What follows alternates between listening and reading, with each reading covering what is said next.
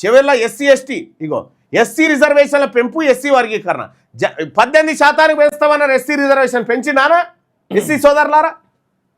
అంబేద్కర్ అభయాస్తం కింద ఈ పథకం కింద ఎస్సీ ఎస్టీ కుటుంబాలకు 12 లక్షల ఆర్థిక సాయం చేస్తామన్నాడు. ఒక్క అనా పైసీయలే. ప్రత్యేక రిజర్వేషన్లు ఇస్తామని చెప్పారు కాంట్రాక్ట్లల్లా, అవి ఇయ్యలే.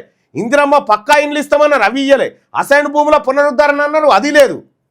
పోడు పట్టాల పంపిణీ అన్నారు, అది లేదు.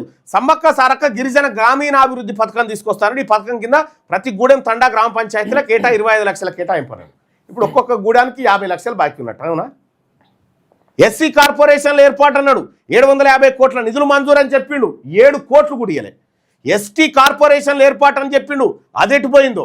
కొత్తగా 5 కొత్త ఐటీడీఏలు, 9 సూపర్ స్పెషాలిటీ. అరే అమ్మ ఏంద్రాబాయ్ ఇదంతా?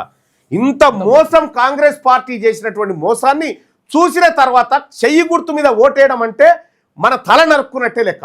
చెయ్యి గుర్తు మీద ఓటేయడం అంటే